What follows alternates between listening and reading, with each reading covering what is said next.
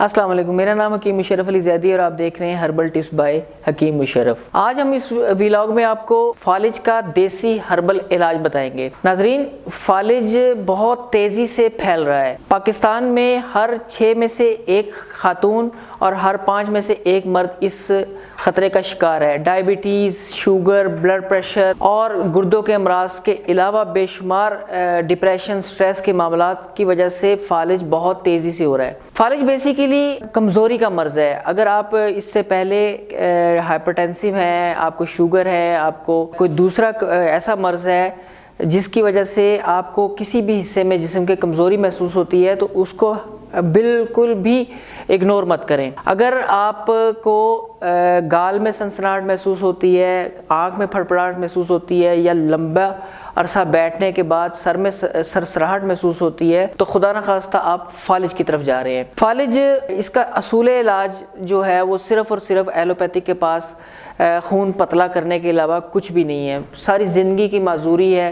اور اگر خدا نخواستہ فالج کا کوئی ہم میں سے یا ہمارا پیارا فالج کا شکار ہو جائے اور وہ بے ہوش ہو جائے، تو لواحقین کو معلوم ہی نہیں ہوتا کہ یہ اس کو فالج ہو گیا ہے۔ اتنی دیر میں ڈیمیجز ہو چکے ہوتے ہیں۔ فالج میں ٹائمنگ کا بہت کردار ہے۔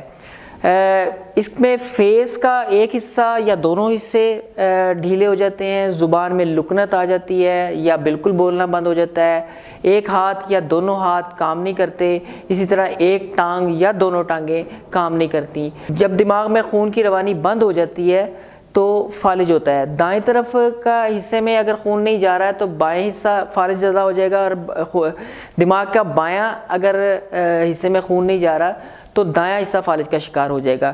لیکن الحمدللہ ہمارے دادا استاد کا ایک نسخہ ہے، اور جس طریقے سے وہ علاج کرتے تھے ہم بھی اپنے مریضوں کا علاج اسی طرح سے کرتے ہیں۔ آج وہ نسخہ جات ہم آپ کے ساتھ شیئر کریں گے۔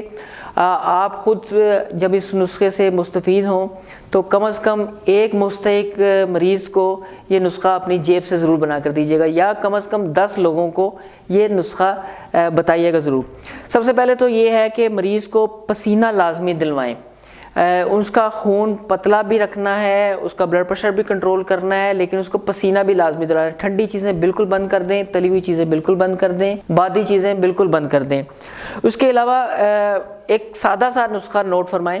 لکاٹ کا پتا لے کر اس کو ہلکا سا چھیل کے 5 پتوں کا 1 گلاس جوشاندہ نکالیں۔ ایک گلاس پانی رکھ کے اس کو اتنا پکائیں کہ وہ آدھا گلاس رہ جائے۔ وہ صبح کو اور شام کو مریض کو پلائیں، انشاءاللہ اس سے بہت فرق پڑے گا۔ اور اگر فالج کو 40 دن کے اندر 40 دن مریض کو فالج ہوئے 40 دن نہیں ہوئے تو ایک نسخہ نوٹ فرمائے جس سے بالکل پیشنٹ بھلا چنگا ہو جائے گا۔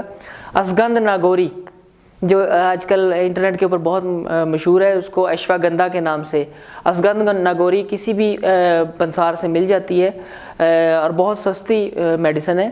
اشگندھ ناگوری لے کر ساتھ اس میں شامل کرنا ہے آپ نے سرنجیاں شیریں، اتنا ہی، اور اتنا ہی اس میں آملہ شامل کرنا ہے۔ یا اس طرح سے کر لیں کہ ان تینوں چیزوں کو ایک چٹانک لے لیں، اور اس میں بادیاں خطائی اور کلونجی وہ آدھا چٹانک لے لیں، اور اس میں صرف 50 گرام کالی مرچ شامل کریں اس سارے نسخے میں۔ اس کو پیس کر اس میں جتنا یہ وزن بنے اتنا ہی وزن کا اس میں شہد شامل کر لیں۔ صبح اور شام مریض کو یہ معجون کھلائیں، یہ ایک معجون سی بن جائے گی تو مریض انشاءاللہ بھلا چنگا ہو جائے گا۔